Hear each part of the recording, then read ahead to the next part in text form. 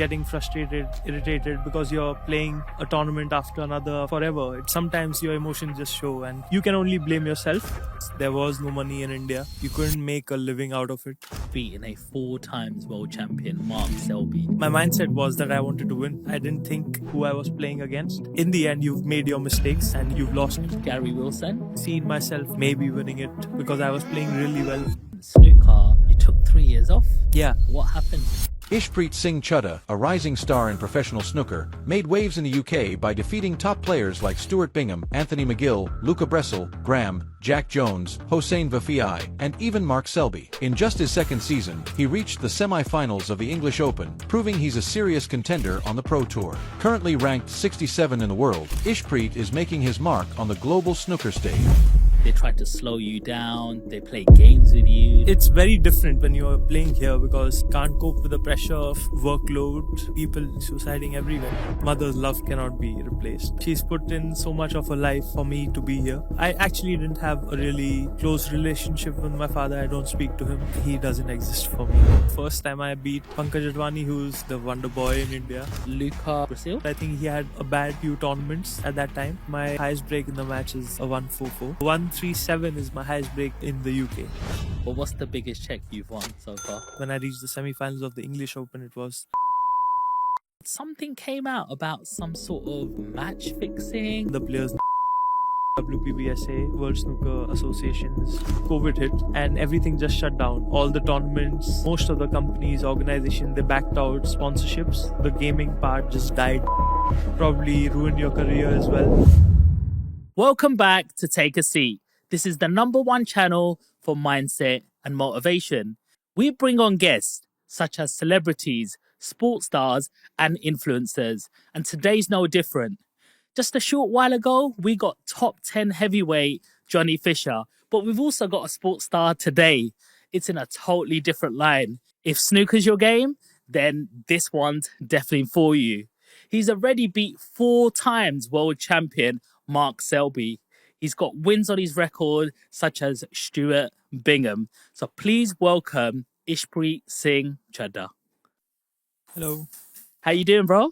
I'm good. Thank you, Sean, so much for having me here. And just lovely. Yeah, lovely meeting you. It's amazing. And firstly, I would like to just say Jai Guruji, Shukrana Guruji.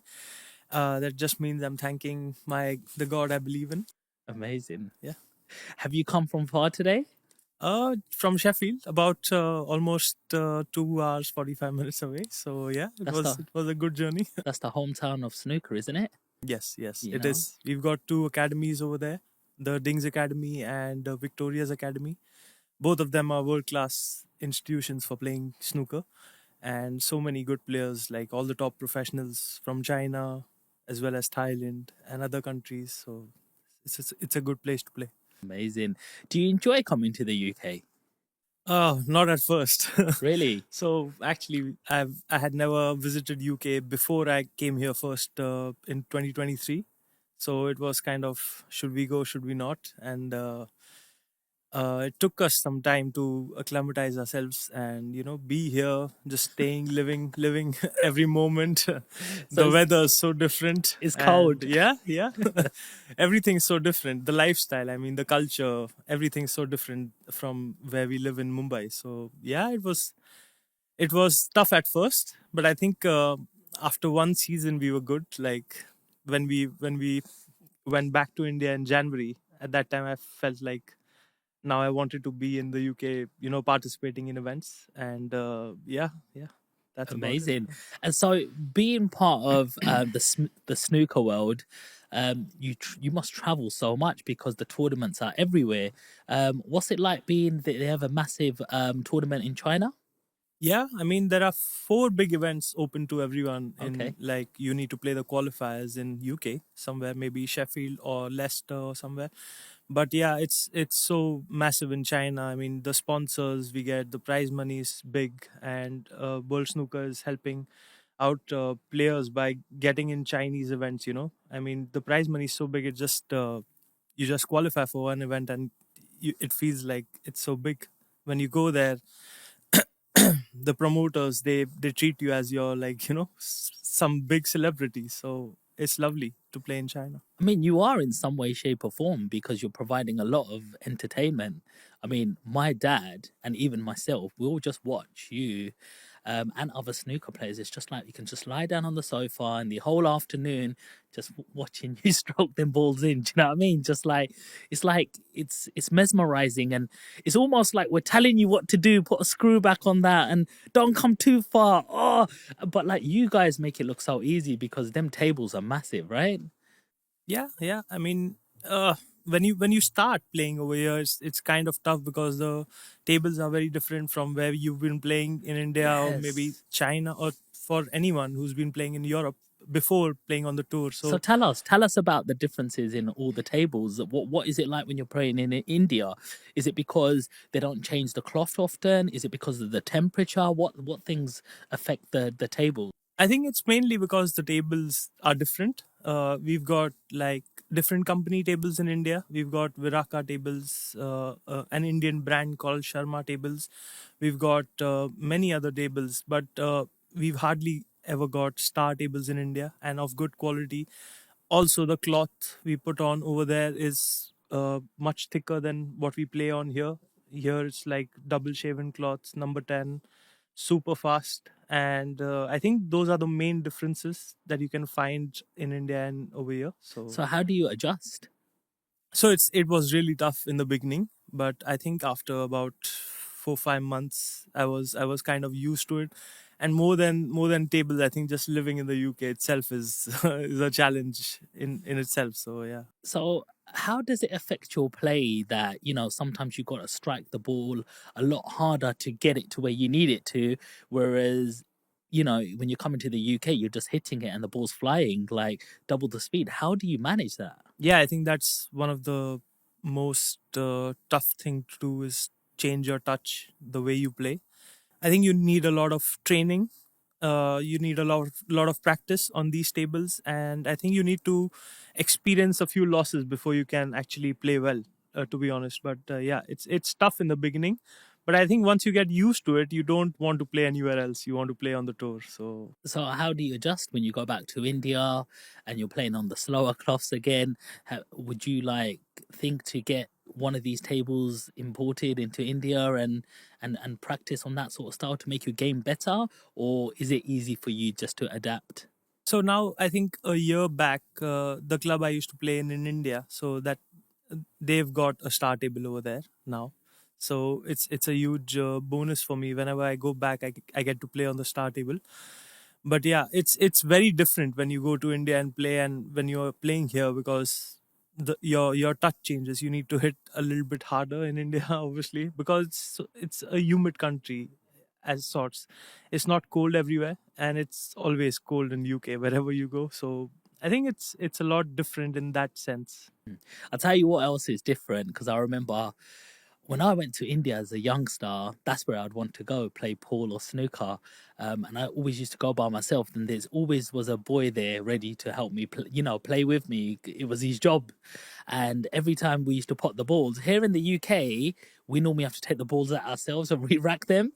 But there was a boy called Chote, and that's it. He used to come over and rack the balls for us. The hospitality was completely different out there. Yeah, I mean, I think it's just people are employed to do that. Over there you've got people called markers who mark the balls for you over Wow. there, and in the clubs we have cultures that their job is to help players. I mean, for players to learn the game first, obviously, and then to play with them if nobody else is available. Hmm. So it's more like. They are helping you build a base, kind of, just start playing with you so that you can play. But yeah, I just readied myself up when I when I came here. I knew I was have to, going to just remove balls for Little myself. bit more Yeah. exercise around here, mate. Yeah, of course, it's so different. So I have to ask you this question. What did it feel like beating a 4 times world champion, Mark Selby, someone of that stature where you've probably watched on TV, lifting up so many trophies, and you're sitting in front of him and you've beat him? Yeah, so I think it was my first quarterfinal in that event. I had crossed the last 32 for the first time. I had crossed the last 16 for the first time. and it was my first quarterfinal as well. So I think before the match, I just switched my mind completely off, and I didn't think who I was playing against. I think that helped a lot because I just rushed to a 3-0 lead in the start, and he came back at me, and I was kind of expecting it too. But yeah, just so happy to win in the deciding frame when I was down by about, I think, 54 points with 67 on. So yeah, it was just unbelievable to win that match on the final black 5-4. And yeah, I think the best win of my career so far. Absolutely. I mean, how do you prepare for that mentally? I mean, it's a little bit tough because he's also my favorite player. So, but I was very excited to play against him, and my mindset was that I wanted to win and not just play against him and just show up for the match. You don't want to do that. You want to win when you play against such a big player for the first time. So I think yeah, my I was very strong mentally before the match, and yeah. Did he say any words to you, or I mean, did you after tell him that he's one of your favorite players, or was there any conversation? I think I had some interviews before the match, and I mentioned that maybe he listened to that, or I don't know if he heard about it. But yeah, he congratulated me after the match, and he was like, "Well played and good luck for the next one." So I've seen him lose his temper a few times as well on the table. He's missed a shot and then he's just hit the ball as well. What do you think about when snooker players lose their composure a little bit? I've seen another snooker player throw their cue off, and it's like all of a sudden fines come, and it wasn't really sportsmanship. Like, how do you keep calm, and what do you think of situations like that? so I think for me, I would kind of never do that because I've been taught that you have to respect the game so that the game respects you back. And I try to do I try to not react as much as I can, but sometimes your emotions just show, and I don't blame players for doing that at all because I have experienced what they've experienced on that day, and getting frustrated, irritated because you're playing a tournament after another. It's like for forever. It just continues. The tour is it's it get the game gets so hard at some time. Uh, you're playing about 14 events a year and almost two in a month. So you've got qualifiers, you got some other event, you've got something or the other. So I mean, when you're not playing up to the mark, I feel like you just lose your temper sometimes. But to I don't support reacting in that way, Hmm. to be honest, because I've been taught you should never disrespect the game, or the table or the balls or anything, Hmm. because you're living off it, kind of. You're you know you're winning prize money, and your home's running by it. It's your bread and butter. So I think you should never disrespect something like that. But yeah, I mean, it's tough to put you know to put your views on it. But yeah, that's my thought on it. Watch all these people watching you. How do you cope with that pressure? Yeah, so I think I used to play a lot of matches back in India as well, and I used to get maybe 30-40 people watching me live at some time. And I've played some few national finals, Asian Championship finals, so I've got some crowd over there as well. But I think I just love it when there's more people watching me live. Really? It just excites me. Does it give And you a buzz? yeah, it does gives me a buzz. And maybe for some people it's too much pressure to handle, but I feel so good in those situations. Like, I just want to perform the level best. So I feel really nice playing out there. Today's episode has been sponsored by Sean Land. We're growing a like minded community on Discord. So if you click on the link in the bio, you can enter it absolutely free. How do you feel about energy? Um, Spiritually, your faith, and how does that play a part in when you're playing snooker? So the Guruji I follow, I've connected with him for almost 2 years now, and almost it's just changed my life around. I started following him in around February or March in 2023, and 3-4 months later, I was I was qualified for the Pro Tour, and I think it's so important for people. I would suggest young people to connect with whatever they believe in whichever religion they are, whichever caste. Every god is the same, obviously, and you just surrender yourself to one. And I feel it's so important when you get your spiritual side aside and you're just there, somebody's going to take care of me no matter what. That kind of inner peace helps you so much in life. You won't, I feel, you won't ever face depression. You won't ever feel you're alone.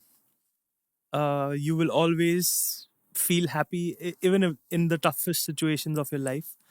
I think it's so important to be spiritual and not kind of, maybe not religious as much, but to connect with something that's not here. Mm. So you have nothing to lose by Yeah, believing in, yeah, yeah. something Only to spiritual. gain, only to gain. Yeah, Yes, yeah, because there's a lot of people out there who are lost. They don't know why their world is not going right or things are not happening for them. And mental health is massive, yeah, especially in this country. yeah. People are swiping on their phones, scrolling, they're looking for the next high. And when things don't go their way, they just like fall into depression very quickly.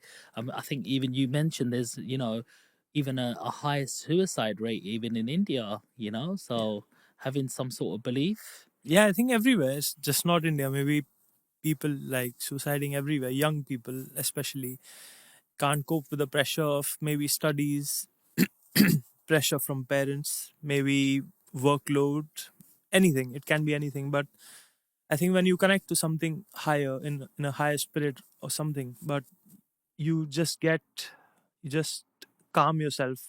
You get inner peace. You get happiness. It's a weight off your shoulders. I feel that one part of your life is sorted out, and the rest just takes its own course. You're on the right track when you. I mean, I feel very lucky to be, so I feel 100% connected right now. I'm 100% connected, and I feel so lucky to have found it at 28 years old. Wow. That's amazing, and it is showing through. I mean, you just beat Gary Wilson in the Welsh Open, and he was the reigning champion of that tournament, right? Yes, he Yeah, was. He won it the last season. He won the Welsh Open in the last season, and yeah, he's a three-time Home Nation Series champion. So it was a big win, you've been obviously. you've been in some big matches already. You Yeah, know, yeah. Lucky to have come out on top of most of them. that's just like amazing. It's like, how does that pressure not get to you? You're probably thinking, oh, on the draw, I've got Gary Wilson. He won last year, and I'm playing this guy. How do you change that and go? Doesn't matter. He's just another player next to me, and my job is to concentrate on my game and win. How do you do that? Yeah, Sean. That's what you said is my mindset. I mean, that's just another player. Even if he won last year, it doesn't matter. It's a new tournament. It's a new day. It's a new game. The balls can treat you anyway. You need to respect the game. So yeah, if I think if you just put in the hard work, respect the game will give it back to you sometime. I've had so many losses in my career, but you only learn. I've learned not to lose in matches. Instead, just learn from them. So I think that is one of the toughest things to do. But as I said before, if your mind's right, if your mind's in the right place, then you can achieve anything in life. So losses is not the end. No, no, it's just the beginning. I feel, yeah. I think every person should lose a lot before they start winning.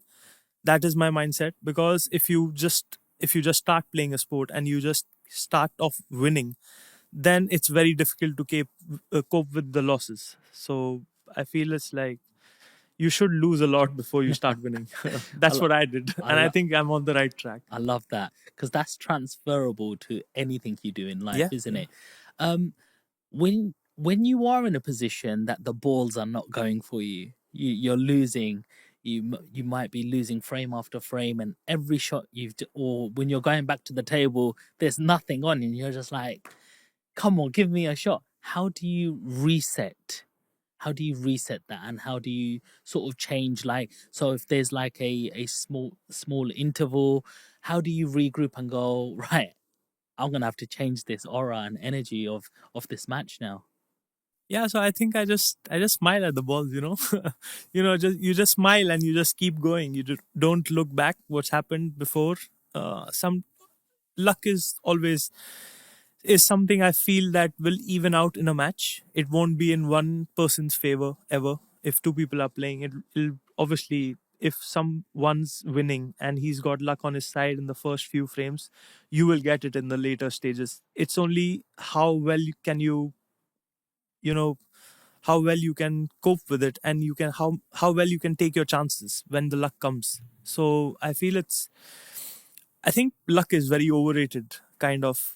When people say, "Oh, he was very lucky," but in the end, you've made your mistakes and you've lost it. So I mean, you're you can only blame yourself, but not too much, because then it'll affect you mentally. But you need to learn and just forget about it.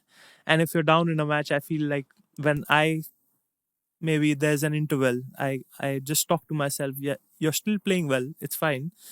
He's just got some luck with him at this point, but it'll change obviously. And just keep playing well and hope for the best. But sometimes that's not enough. You lose, you go on to the next one. And a lot of people get big headed. Yeah, yeah. I'm the man. I've just beat Mark Selby. I'm this man, but you seem very grounded and still confident in your ability. So that's pretty special. And like, how do you not let yourself get ahead, because you're on live television now in Yeah, UK? yeah.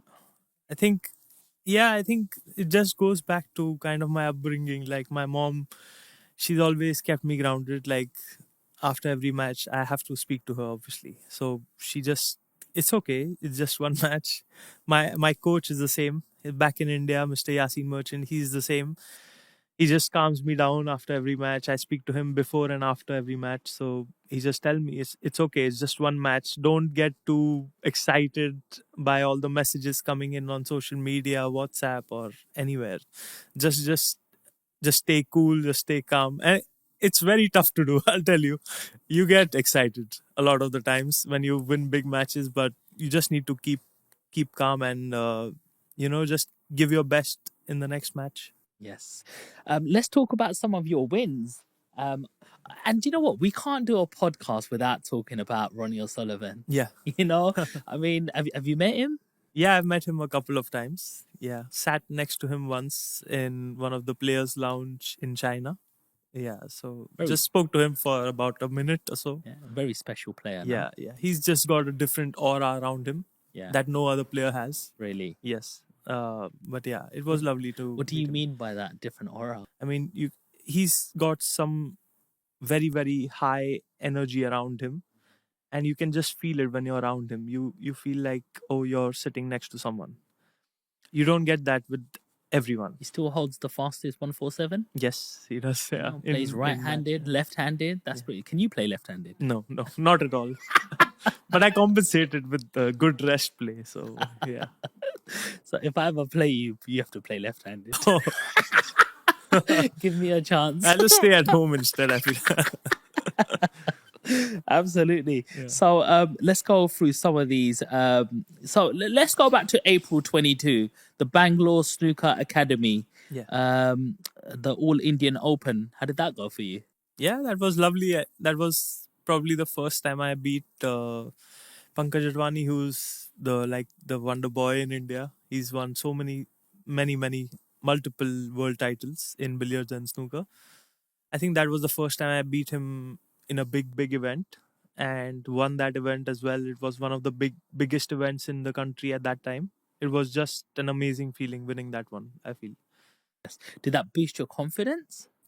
Actually, my confidence was like I was on a high completely, because I had won the nationals in 2021 December before that, and I was on a win streak for about 6 tournaments after that.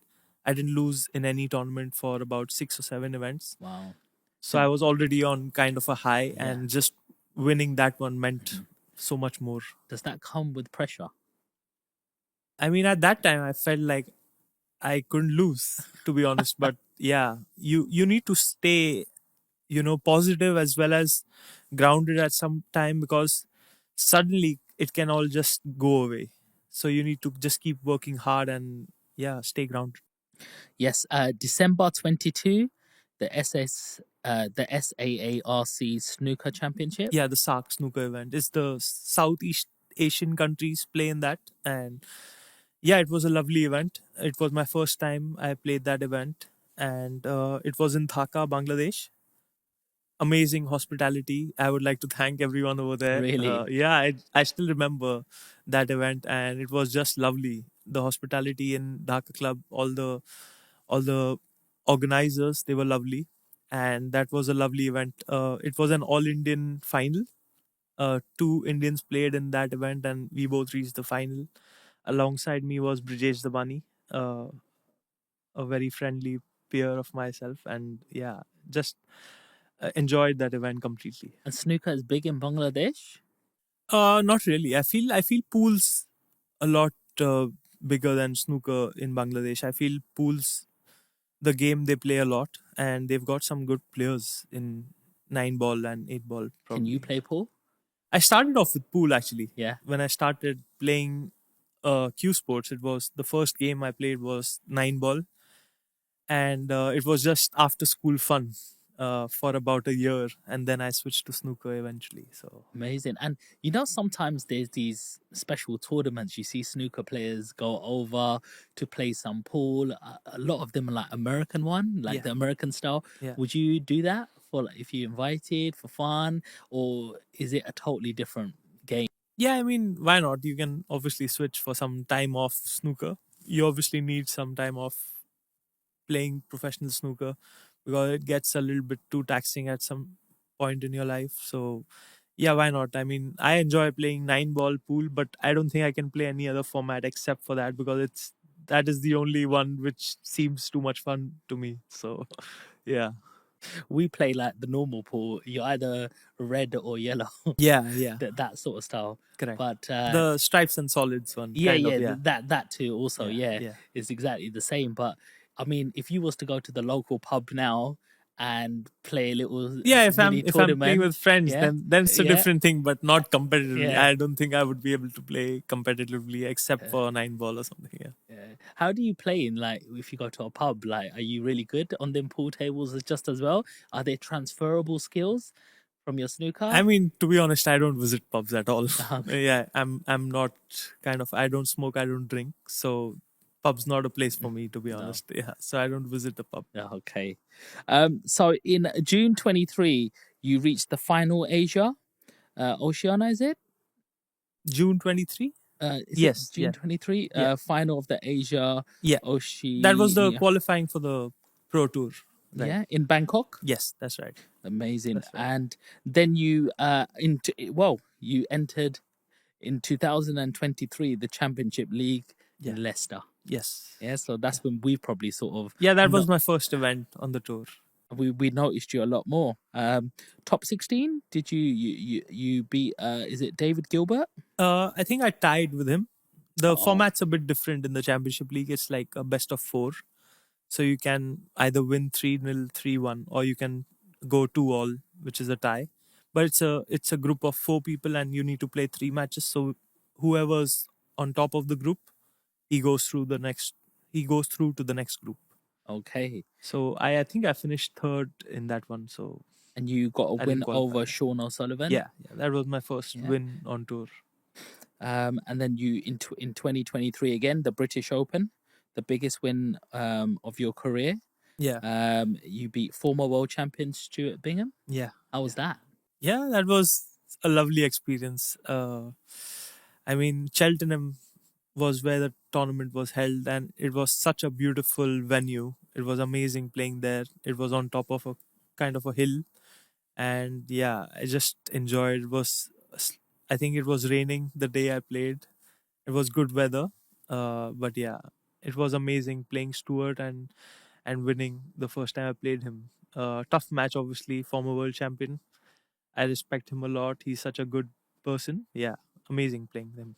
What's his sort of style that you spot? Because when you play against players, do you know they're more attacking, they play more safety, they try to slow you down, they play games with you? Like, what did you spot when you were playing Stuart? I think none of that. I mean, Stuart Bingham's one player. I feel he just plays his own game. Doesn't care about. I mean, who's playing against him, or I don't feel that he changes style playing against anyone. Yeah, I think it's similar to me. I just play. I'm an aggressive player. I go for my shots, and I don't change my game. Doesn't matter who I play. So yeah. Do you ever lose your confidence when you're going for a shot and you've missed three times? You've got a shot on the table. You've missed maybe one, two, three times. Do you then try to change your game plan to go? Let me just try play safety until I get a good hand on the table. No, I think I've never been that sort of a player that will really play safe and wait for my chance. I mean, if there's a pot on and I feel it's the right shot to go for, I will go for it. And I think that's how I'm trained by my coach as well. And I think that's why people like to watch me play also. It's But exciting. I don't think about that too much. I just Yeah. feel whatever's right in that situation, just go and play that shot. Amazing. I Yeah. like that. I think it is more entertaining to watch Yeah. because when Ishpreet's on that table, he's gonna go for it. Yeah. We were rooting for you. Come on, let's go. The German Masters in January 24, biggest win, 5-2 win over Luca Brazil. Yeah. How was that? Yeah, I think that was uh obviously he was the world champion at that time, and a lot of expectations maybe from him to perform at that level, because I think he had a bad few tournaments at that time. And I had played him in my first main event arena in European in Germany in for the European Masters, which was held in Nuremberg, I think. uh, that was the first time I played him, and I lost 5-3. So I wanted to kind of get back at him, to Get be honest. even. But I think that was my best match by far uh, over there when I played against Luca. I think till that time that was my best match How do you rise in to this the one. occasion? Yeah, I think I just wanted to win really badly. To be honest, that was my first thing in my mind, and I think I just wanted to win. I think the hunger made me play, I think, better than what I used to play at that time. Mm, So yeah. love that. So you came near me, Brentwood, Essex, in 24 for the English Open semi-finals. You got wins against Jack Jones and former world champion Graham Dott. How was it playing? How was it playing against Graham? Yeah, so I think that was my breakthrough event. Uh, Before that event, my best performance was last 32, and I played Graham Dodd in the second qualifying match, and it was kind of an easy match going till I was 3-1, and then suddenly he just started playing really well. He went 3-2 and almost made it 3-all, but I got a good chance on the yellow when it was 3-2 and I cleared up. So I think it was a tough match because he's a very gritty player, and yeah, he can just start at any time. All the former world champions, they can just start, switch on, switch off at any time. So yeah, I feel such it's a pleasure playing all the former world champions. It's amazing. Like 1 minute you're in India, you're probably watching snooker on the TV, and obviously you're watching all these top 10 players. And a year or two later, you're here among them, playing with them. How does that feel? Yeah, I think 3 years back I used to talk to my mom and say that, I want to be playing over there. It just felt like that was the next thing to do. And 1.5 year later, I was on the tour, and I didn't expect to be where I am right now. Uh, Playing on the TV table, winning matches on the TV table, which is tougher than being on the TV table. So yeah, I think I didn't expect myself to do that in the first 2 seasons, maybe. But yeah, just happy the way things are going right now. Amazing. You also beat 4 times world champion Mark Selby there as well. Yeah, yeah. Uh, how did the crowd react to that? Because obviously he's a favorite player as well. Do you feel any energy from the crowd or people were upset? Yeah, I mean, I think that was the toughest match so far in my career. And when I won that match, I remember clearly that all everyone in the crowd gave me a standing ovation, and I had to clap back at them. You know, it was just an amazing feeling winning that match, beating Mark Selby. Also, the crowd loving me winning that match meant more to it. Yeah, I just felt really, really fantastic after that. Hmm. And your mum is in the crowd too? Yeah, yeah. I think she couldn't hold back and she started crying during that. I mean, when I won the match. So yeah, I think the camera was focused on her when the match ended, and yeah, justifiable. You know, she's always been there for every match, and I think she goes through it more than I do. So yeah, I mean, just happy that she could experience that with me. And like, how does it feel when you know your mum's watching you play? Yeah, I mean, if I have just one supporter, I would like it to be her. I don't I couldn't care less if nobody's cheering for me in the crowd. I just want my mom to be there. That's it. Oh, that's amazing. Because some people don't respect the appearance, Yeah. and you've got so much respect for your your mum. Where does that come from? I mean, she's everything to me. She's a friend. She's my manager. She's my cook. I can share, I can share everything was with her. I mean, she was my driver back in India. She was like everything to me. She means everything. So, I mean, we've got a very, very special bond. Mhm. I feel our souls are kind of, attached Aw. together. So, What I sort of mean, things does she cook you? What are some of your favorite dishes? That's what I want to yeah, yeah, know. that's like top secret. I mean, it's just amazing food, to be honest. I mean, a mother's love cannot be replaced, and you know the it's just not the food, it's like everything, everything that goes with it. Like, I'm just so blessed that I've got such a lovely mother, amazing supporting mother. She's never told me that you cannot do this, you cannot do that. You just live the life the way you want. So yeah, I think that's all a child needs, is love and support from their parents. Oh, that's beautiful. Beautiful to hear that.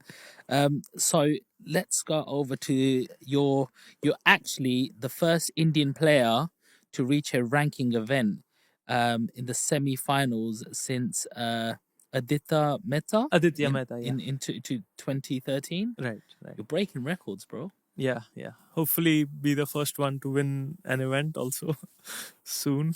Come But on. yeah, It's gotta happen. yeah, my It's Guruji's it's it's blessing, just yeah. time before you're already there. You're already playing on them tables. People are already watching you live. It's just time. You're only gonna get better and better. Um, so in February 25, which is just now, you reached the last 32 of the Welsh Opener. Yeah. You obviously won against Gary Wilson. So is it obviously it wasn't exactly what you wanted as well because you wanted to probably go further, Yeah, but yeah. how did it make you feel this tournament? I mean, I when I won against him, obviously I get so much love and encouragement from all my friends, family, all my fans back in India. All There were so many supporters in Wales as well. Amazing city, by the way, Landudno.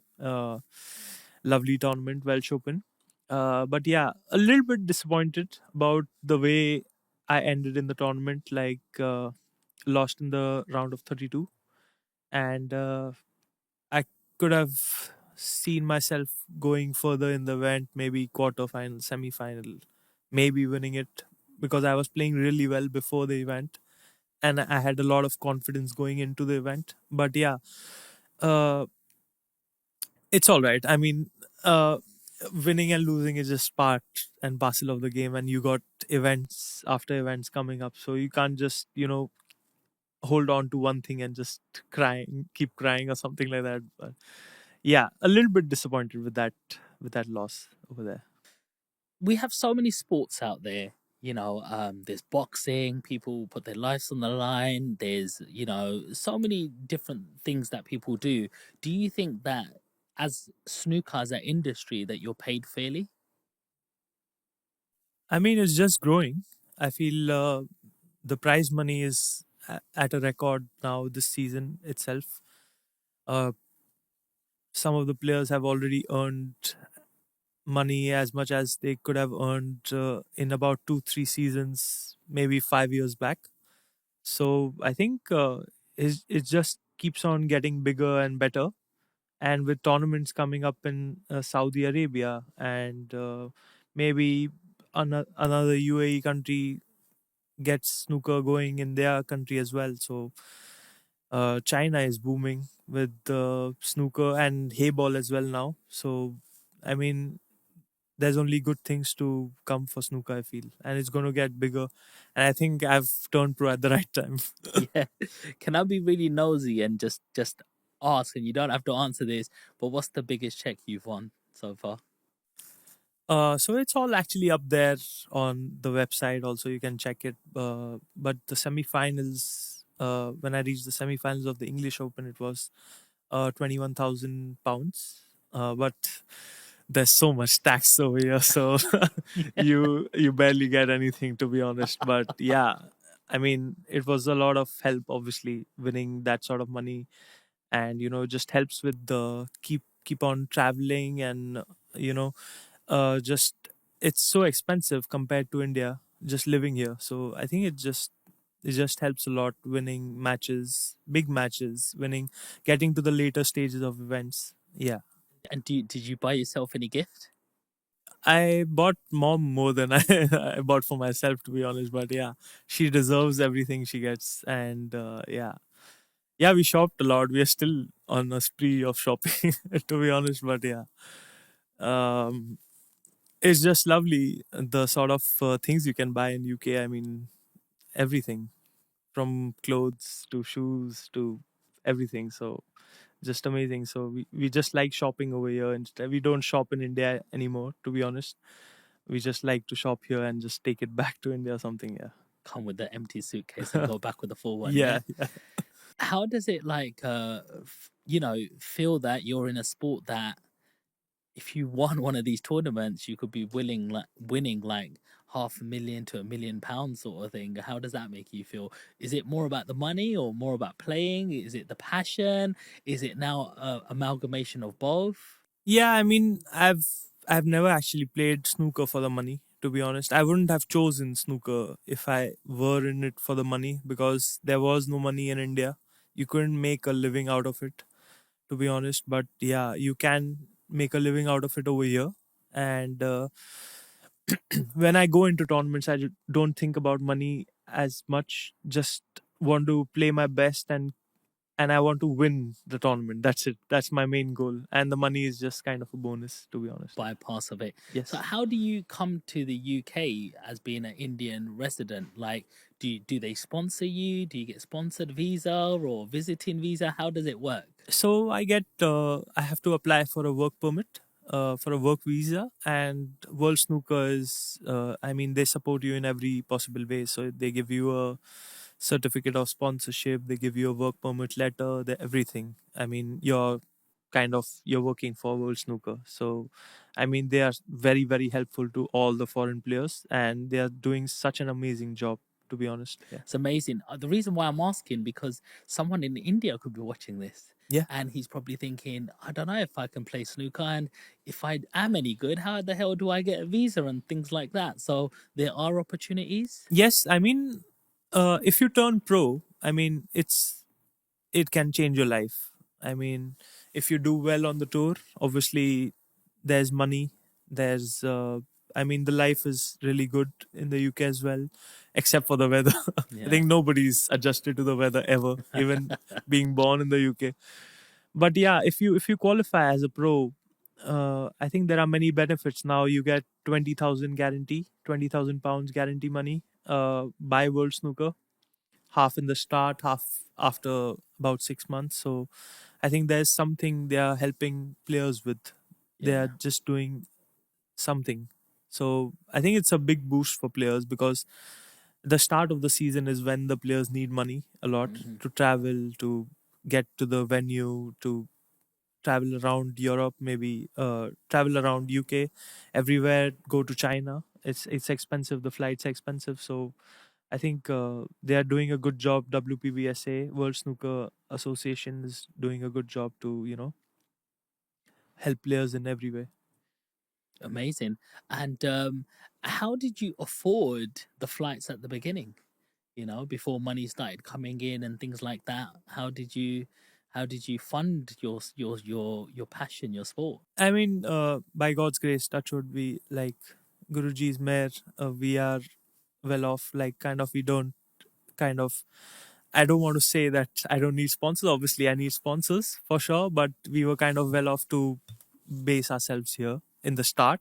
Obviously, it gets a little taxing after a while because if you're not winning, then it gets a little bit taxing financially. But the second season has been good by Guruji's mayor. So yeah. Amazing. Amazing. You speak a lot about your mum, which is amazing. And can I ask about your father? Yeah, so I mean, my mom's been a single parent since about I was about 13, 14 years old. Right. So I actually didn't have a really close relationship with my father. I don't speak to him. So Really? yeah, yeah, it's like he doesn't exist for me kind of. Wow. So yeah, she's all I need, to be honest. She's given me the love of a father, mother, grandparents, everything. So I don't need anyone else. Absolutely. I Yeah. mean, it's amazing that your mum fills both roles. But your father, does he still reach out or try to contact you, or No, not really. Not or really. We seeing are you like on the TV now? Like, no, no, no, not really. Like we haven't spoken in about maybe 10, 12 years. So I don't expect anything to change. Yeah, I think that's all I would like to talk about that. okay. All right, amazing. Yeah, thank you for sharing that. Yeah, no worries. So look, I want to go back in time, and I want to go back to maybe primary school when you're like 10, 11 years old. What was young Ishpreet doing then? So young Ishpreet used to play. Uh, I used to play cricket, basketball, football, each and every sport you can name, tennis, table tennis. Uh, I used to play throw ball for my school. I used to play inter school, once qualified for the state level as well.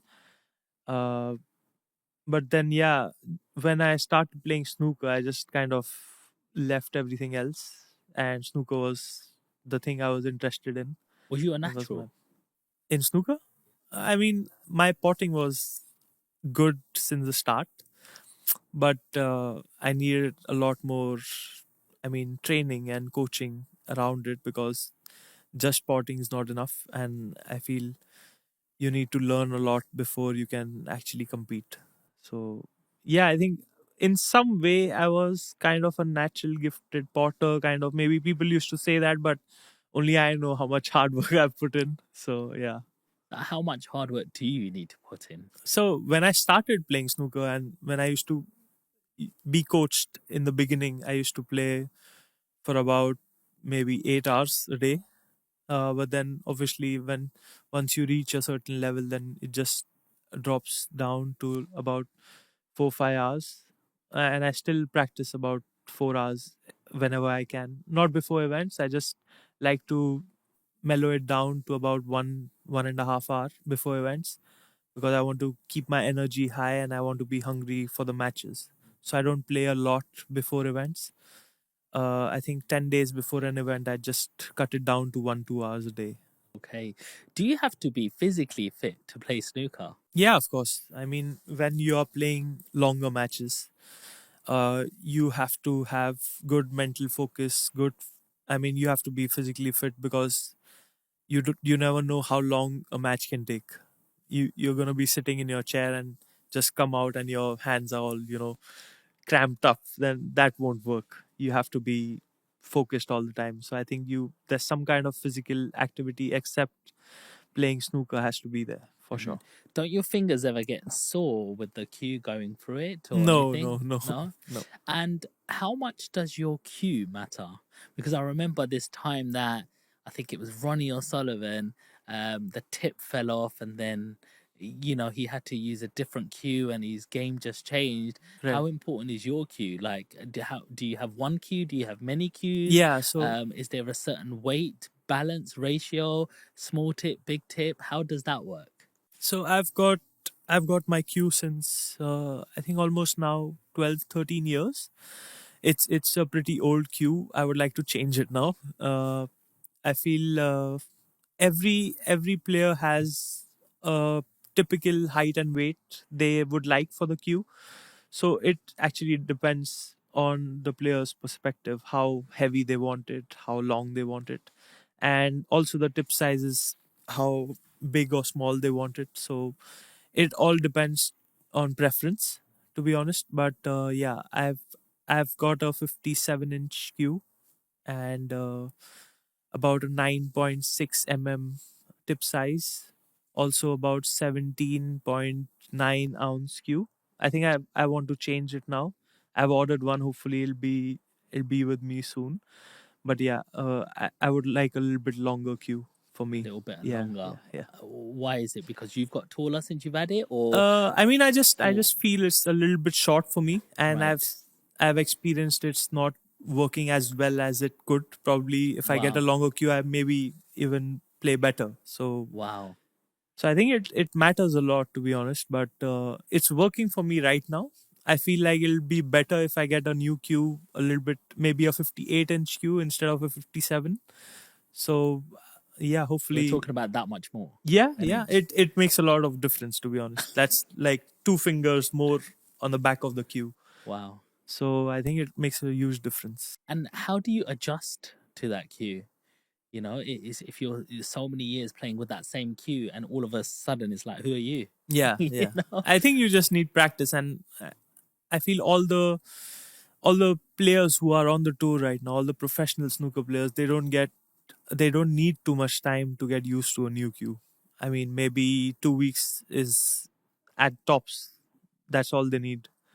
Yeah, I mean, everyone's so good right now. The standard is so high that if you give someone a new cue, I mean, I've heard a story. I think it was Nopon Sengham from my academy. His cue didn't arrive at a tournament, and he borrowed Sean Murphy's cue in Wow. an event, and he won the match. Wow. And it was funny because the next round he got his own cue and lost the match. So Oh, wow. it was a little bit funny as well. But I mean, that's how high the standard is, and the adaptability of players nowadays is amazing. So if I just gave you another cue which was similar to yours, like how would you feel going into a Yeah, if it's tournament? similar, then it's okay. But I feel the tip matters more than the cue because it's about how you hit the ball. So if you some players, like most of the players, I feel use medium hard tips, and I use a soft tip. So I think not many players on the tour use a soft tip. So Really? yeah, it'll be much more difficult for me to use somebody else's cue. Right. And So why does a softer tip matter to you? I mean, I've just played with it since the start, and I just like the feel of it. Well, It's just preference, to be honest. and it doesn't make a difference how you hit the ball? Like, can No, you get no, a no. better screw back or It's just, more top spin it or doesn't matter too much. I mean, it's just what you're used to and what you feel is comfortable. how much does a snooker cue cost? So it can go from about £100 to maybe £10,000. There's no limit actually to how expensive a snooker cue can get, but a very good. I feel John Paris is one of the best. He makes one of the best snooker cues for professionals. So I think his cues, I've not certain, but his cues range from three to maybe 10, 15,000 pounds also. So Wow. yeah. Why so much? I mean, just the quality of the wood and of the craftsmanship and everything. I mean, his cues are just worth that much money. To be honest, You yeah. said you've ordered It's it. it's a keeper. I mean, if you just get a John Paris, it's for life. So, and he's such an amazing, humble person Yeah. to speak to. So, And like you said, you just ordered a new cue. How much have you spent? so I've ordered a new cue from John Paris. I still have to talk to him about the specifics. To be honest, about the price for the cue. But yeah. And like, do the cues have like special lacquer on them to make them to stop them from breaking, or how is that? So it's just ash wood cues, and got a layer of polish on it, or whatever, however you like it. But yeah, it's really tough to break a snooker cue. You need to like bang it at least 3 4 times to break it. But yeah, you need to keep it like your baby kind of. And Absolutely, yeah, because just leaning it against a wall can bend it, right? yeah. I mean, if you just keep it on the wall, if you just keep it, maybe you keep it in a case in your car as well, it can bend it. And obviously with the weather in UK, it anything can happen to it. It can become, stiff. Anything can happen. The wood can get spoiled, Wow. so you need to take care of So it. how do you take care of it? So I have actually a nice leather cover for the cue case, so it's like double layered. So I just keep my cue in that all the time, so it is warm all the time. Something really amazing is that you actually, after started playing snooker, you took 3 years off. Yeah. How did that come about? What happened? So 2016 was when I was about 19 years old, and I had the best national championship till that time. So I was the junior national champion in billiards and snooker, and also I reached the top four of the men's national for the first time. So just to explain, our national championship in India works as under 19. We've got billiards and snooker, because billiards is very famous in India as well. So we have billiards event separately. So we've got under 19 billiards snooker, we've got under 21 billiards snooker, and we've got a men's event which is open for everyone. So we've got billiards snooker in that as well. So there were 6 events. So I won under 21. I won both the events, and finished number 4 in men's snooker. So I think that was my best nationals ever till that time when I was a junior. And then I think 3 months later, I had a fall, and I hurt my ankle a lot, and it had like almost come out of my leg kind of, and it had turned into Wow. almost the size of a tennis ball. Wow. So I had to do intense physiotherapy, and I couldn't walk properly for about 6 7 months. And I think at that time I just started. I was gaming from way before. When I started playing snooker when I was a kid, I started gaming also at the same time, Mhm. and my weekends used to be gaming night out with my friends. So I already knew how to play uh, the esport thing. But then I joined the team, and I got really good at it in 2017 March. And I think that's when my professional gaming career started at that time. So till about 2019 January, I was completely into gaming. I didn't play snooker a lot. I just Wow. played maybe 1 month, 1 2 months of snooker in that period. In about Wow. 3 months, yeah. Did your love for the game fall out for it, or was your Yeah, I mean, interest not there? I felt like I was switching careers, to be honest, at Right. that time. I thought I'll be gaming for another 5 years. So And into that's a career? yeah, as a career, I mean, I was really good at it. I was almost the best player for 1.5 year, and I was in the best team in India. Do you get paid for that? Yes, you get a hell of a lot paid for it than snooker for sure in Wow. India. And yeah, I mean, I was in a contract with the gaming organization in November, December 2019. Hmm. And I think 4 months into the contract, COVID hit, and everything just shut down. All the tournaments, most of the companies, organization, they backed out sponsorships. So I think the gaming part just died down in India a lot. It was still big in some parts of Asia like China and maybe Japan, Korea. It was still good, but India had kind of died down in the sport I was playing, which was the game called Counter Strike Global Offensive. Uh, so I think when the first wave of COVID ended, I think it lasted for about 6 7 months. The first wave. After that ended, I thought this is the right time to get back with snooker, get back on track with snooker, because almost everyone's on a level now in Yeah. India. Nobody's practiced for about 6 7 months. Everybody's been home. This is the right time to gain advantage. And I just started training really hard in snooker. What does that mean? I took a lot of coaching with my coach over there in India. The I same, practiced a lot. and he was your coach from before? Yeah, he was my coach since 2012, and he was very, very upset when I started gaming. For about 2 3 years, he used to call up mom and say, "Where is Ishpreet? I mean, why doesn't he play in tournaments anymore?" And I mean, I couldn't speak to him and tell him that I don't want to play snooker like kind of anymore. Do you think he spotted the talent in you? I mean, he did, yeah. Till now, I feel like I'm his favorite student, and I don't think I can switch coaches ever, probably because I'm so close to him. He's more like a father figure in my life. Yeah. He's also my mentor, my well wisher, everything. So, Wow. yeah, I mean, if not for him, I wouldn't be at this level for sure. I mean, he was an ex professional snooker player as well. Why did he retire? So he actually retired for kind of his family. His father told him to join the company he worked for. Like his company, he had a factory, so he had to run it. He had to run the family business as well.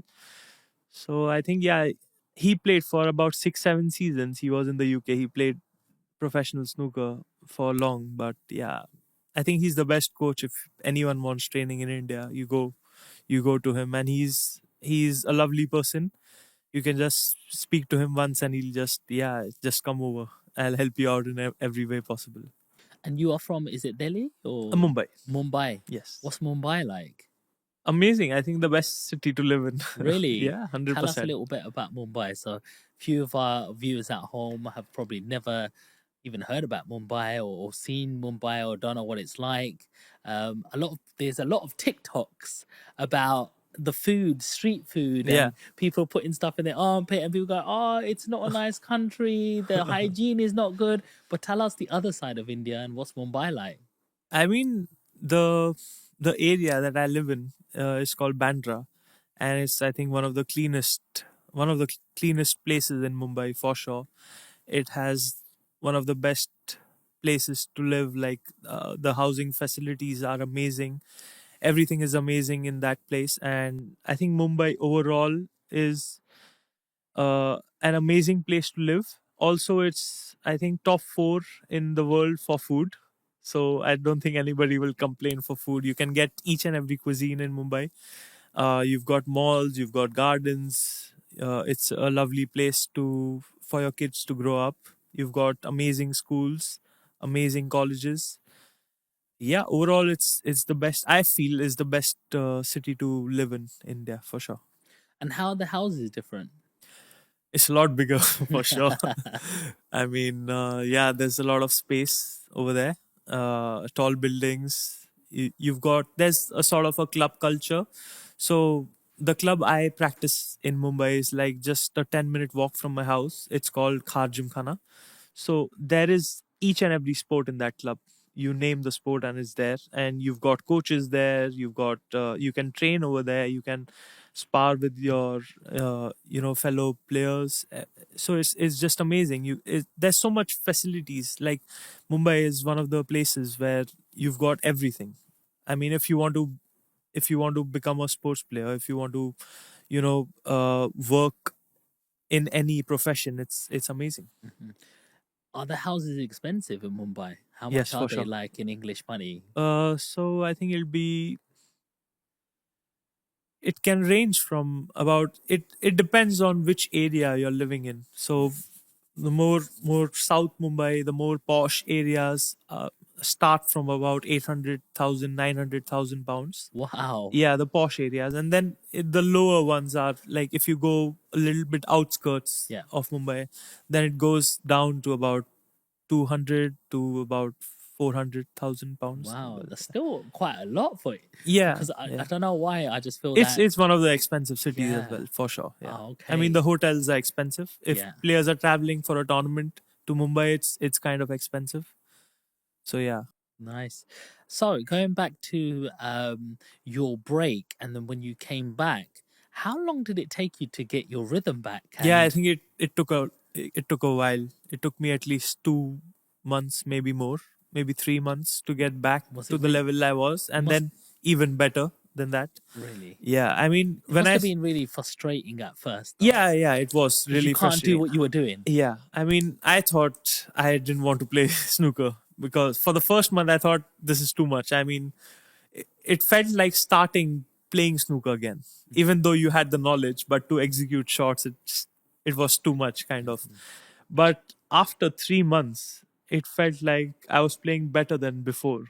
So there was a lot of change, to be honest. What separates you from the way you're playing now to the top people in the game?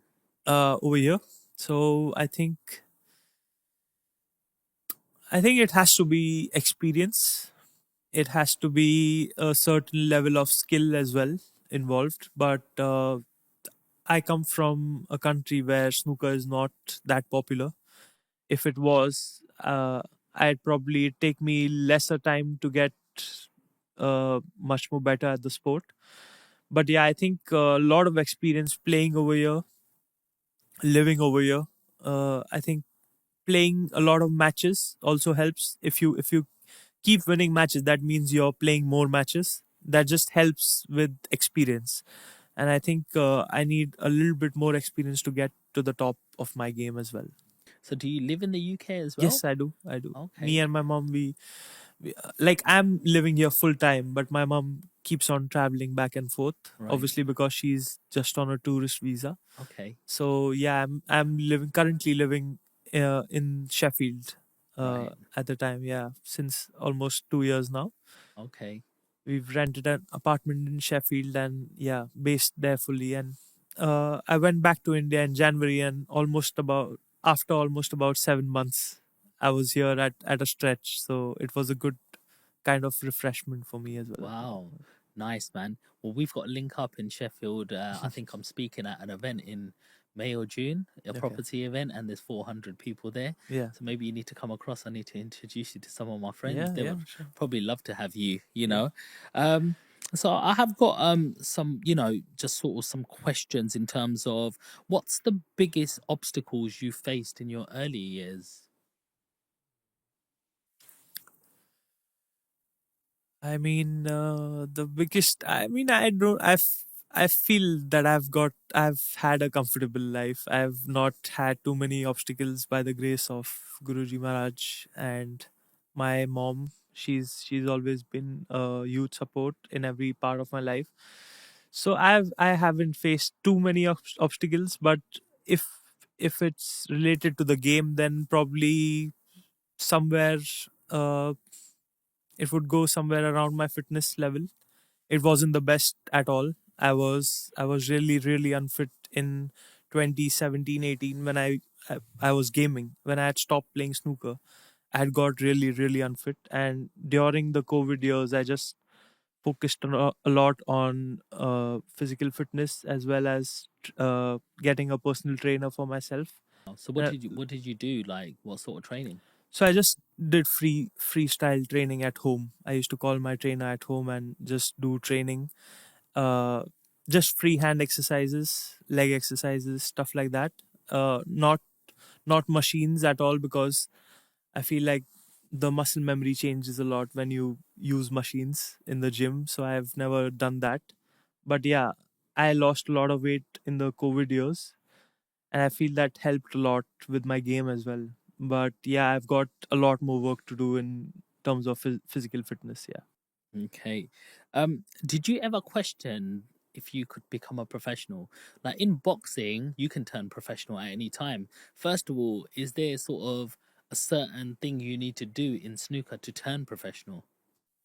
You don't need to do anything. I mean, you just need to take part in one of the qualifying events. For me, it was the Q School in Bangkok, the Oceania Q School. And when I went into the event, I didn't know if I would qualify or not. I wasn't expecting, actually.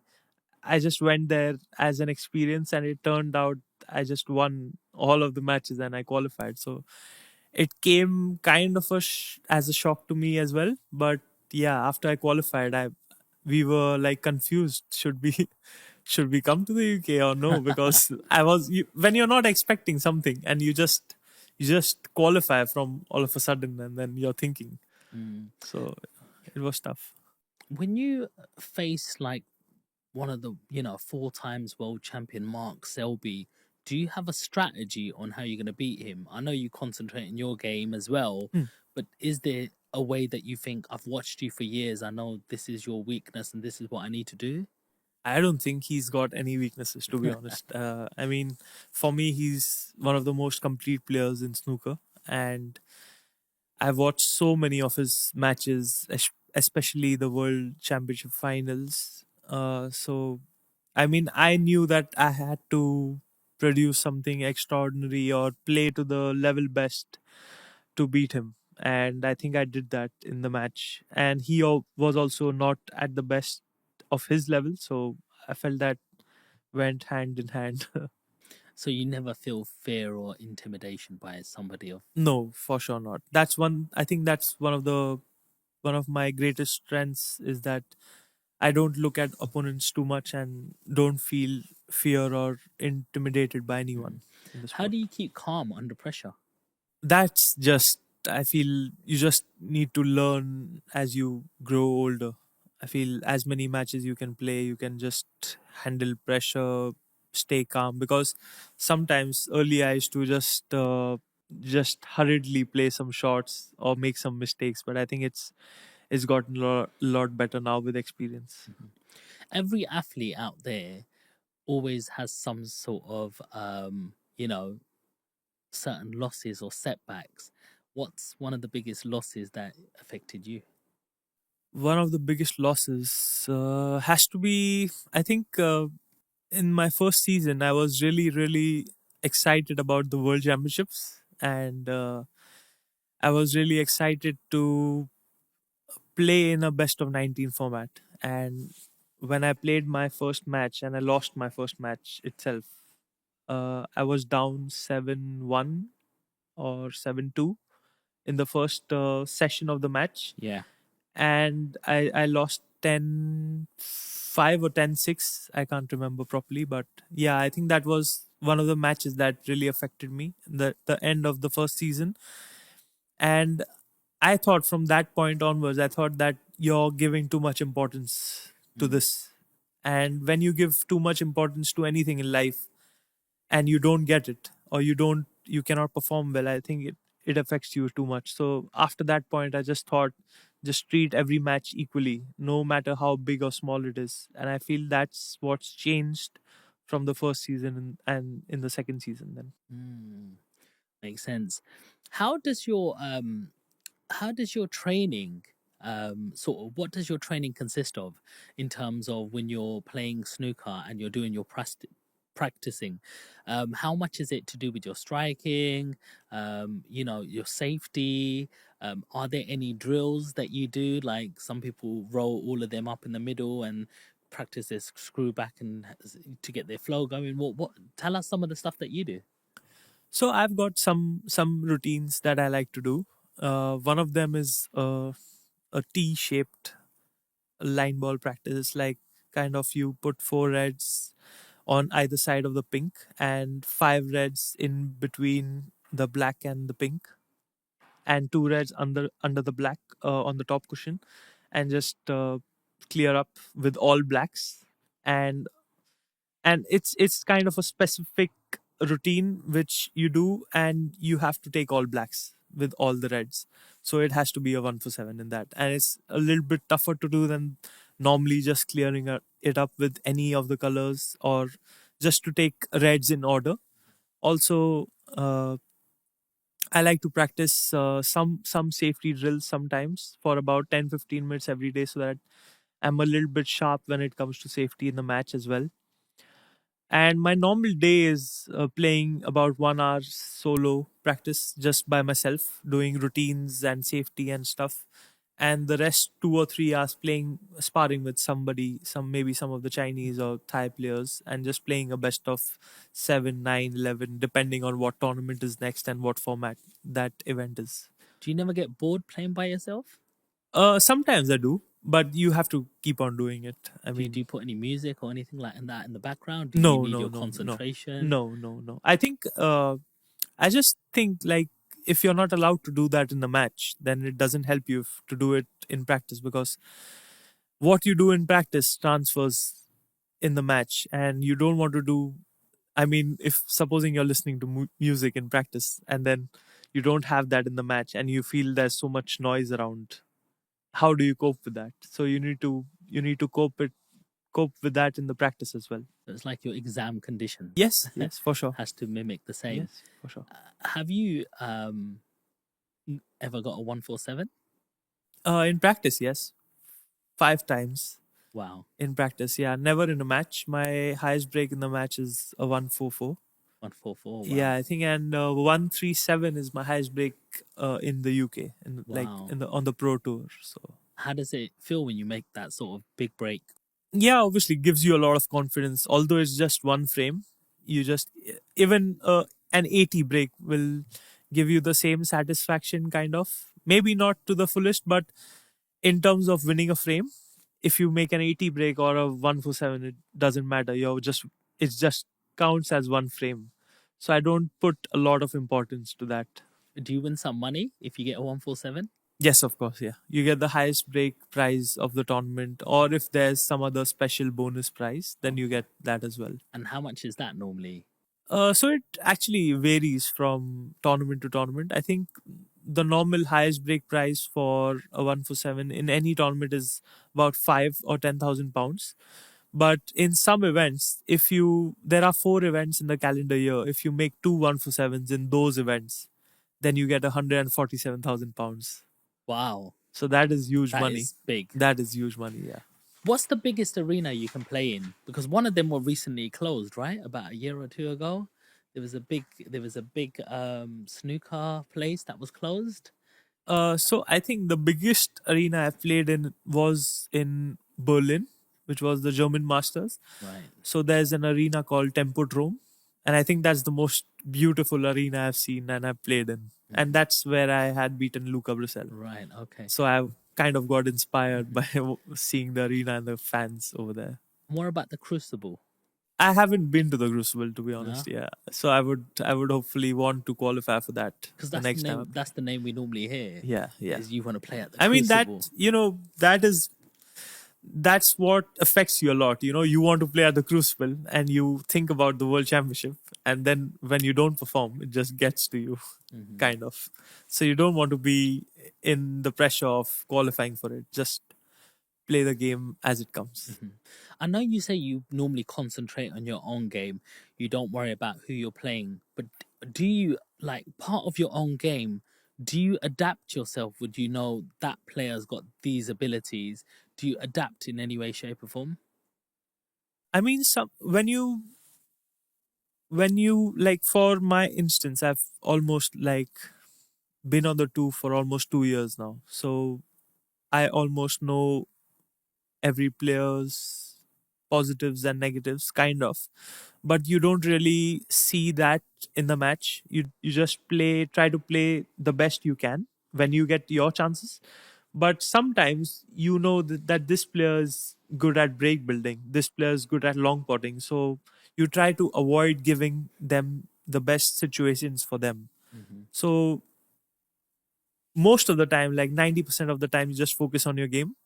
But sometimes when the match is getting close, you just keep telling yourself that don't give him an opportunity so that he can finish up easy. Hmm. So yeah, Who do you it's think's the just, most dangerous player out there? I mean, it has to be Ronnie when it comes to sheer snooker. I mean, his match play is second to none, I feel. And when he's playing his best, is probably impossible to beat him, kind of. What do you think of Stephen Hendry? Yeah, I think he was one of my favorite players when he used to play. I actually didn't watch him at his peak, when because I hadn't started playing snooker at that time. So uh I mean, when he retired is the time when I started playing snooker. So I think after I started playing snooker, I watched some of his old matches back, and he was so aggressive, and he was such a treat to watch when he used to play, because he was one of the players who changed the how snooker was supposed to be played in that era. So And how was that? yeah, it was amazing. I mean, Yeah, my coach used to actually copy Stephen Hendry a lot yeah, in terms of technique, and he's told me himself. And yeah, I mean, it's just amazing that how people used to maybe treat him, and how big Stephen Hendry was at that time. big time. Yeah, I always remember, I don't know if it was 95, 96, but it was a final.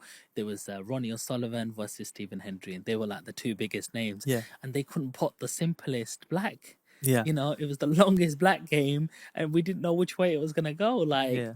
that was pressure. Yeah, sometimes you get those sort of games because that can be a turning point in a match. So I think every player experiences that Mm.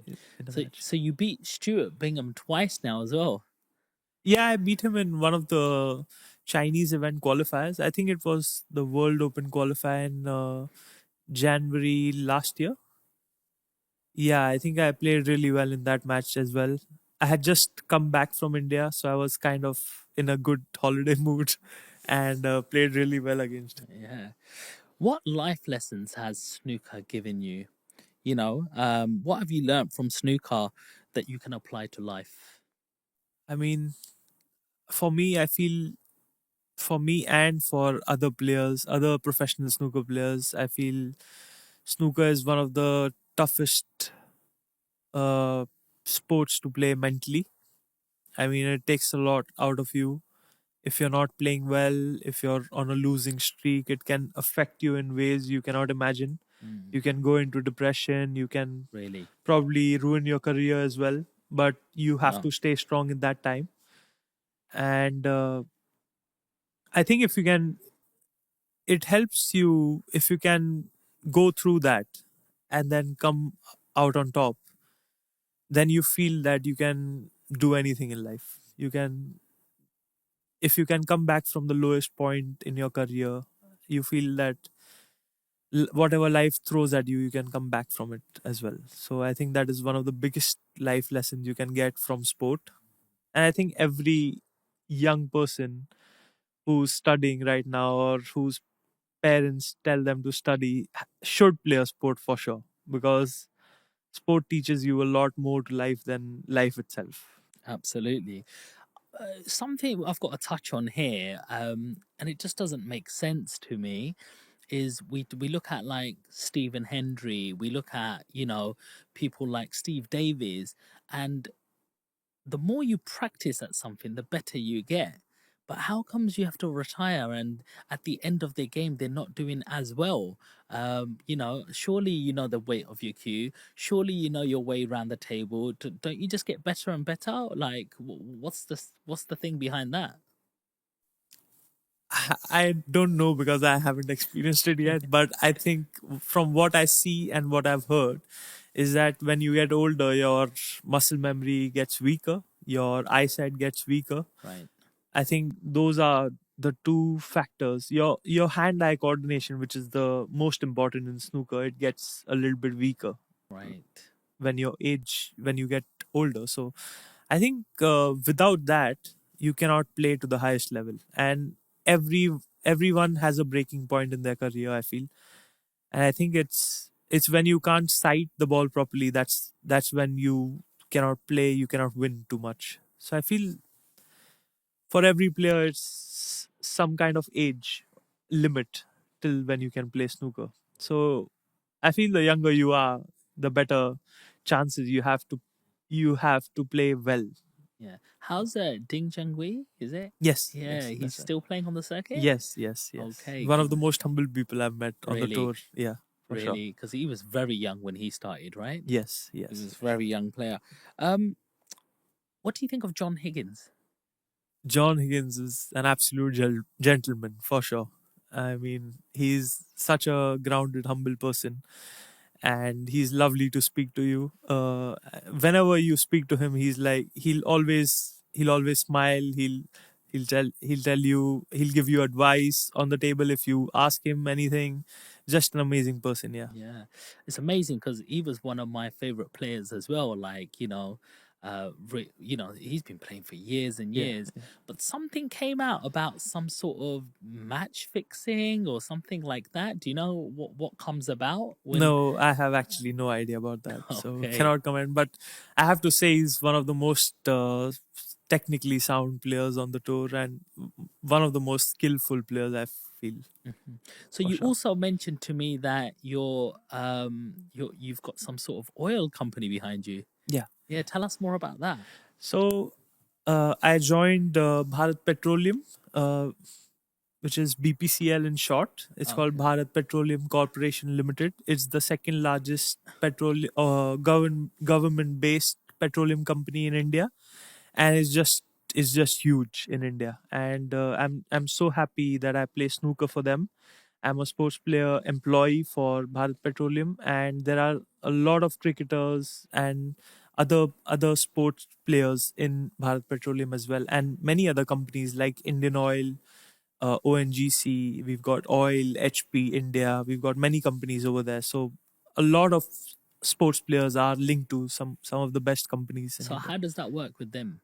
So I just play snooker for them, and Okay. I get I'm like on a salary with them, obviously, Okay. and also they support and encourage me a lot playing. Normally they don't usually have different rules for players. Normally they want players to play domestic and the amateur events over there, like the Asian and World Championship. But they've given me a kind of a freedom to come here and play snooker. So Wow. I'm really obliged that Wow. they are so supportive of They're my career. supporting the next In yeah, generation. They yeah, they want India to be out there, yeah, yeah. and that's amazing to hear. So I've got just a couple of fire round questions for you. Right. What's your favorite victory? Has to be Mark Selby. Who's been your toughest opponent? My toughest opponent. I feel like I've played David Gilbert twice, so I feel like he's played really well against me a couple of times. So I would say David Gilbert. Yeah. Okay. What's the best advice you've ever received? Um, the best advice. I think it was from my coach, Mr. Yasin Merchant. He told me that uh, if you, it doesn't matter if you become a good snooker player or not. You have to be a good human being. Mhm. I love that Yeah. because that's what our religion's about as Yeah. well, isn't it? Yeah. Just help other people, Right. have good clean heart, good energy. It's about karma, right? Yes. Karma That's and right. that.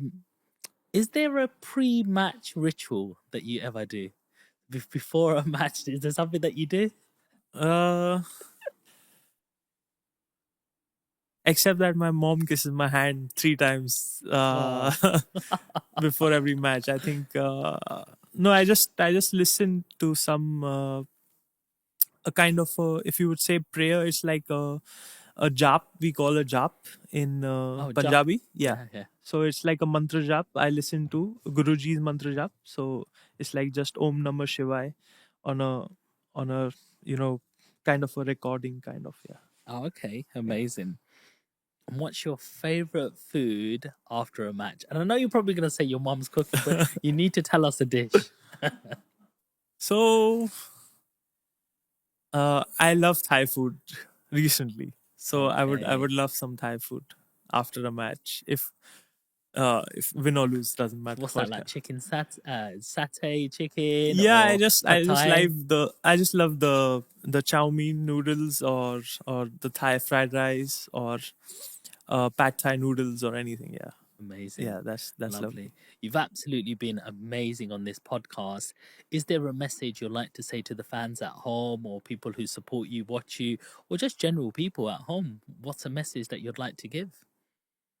Yeah, so I'd like to thank everyone, firstly, who's followed me all over social media, who sent me messages on WhatsApp.